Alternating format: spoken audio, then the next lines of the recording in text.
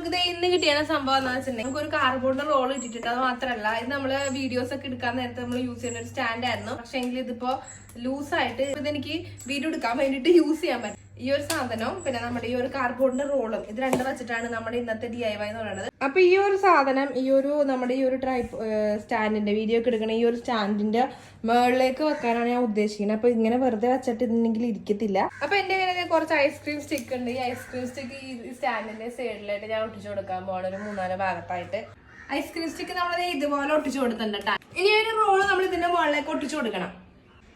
സൈഡിൽ ഗ്യാപ്പ് ഉണ്ടായ വശമൊക്കെ നമ്മളിത് ഇതുപോലെ സ്റ്റിക്ക് വെച്ചിട്ട് ഫുള്ളും കവർ ചെയ്തെടുത്തിട്ടുണ്ട്.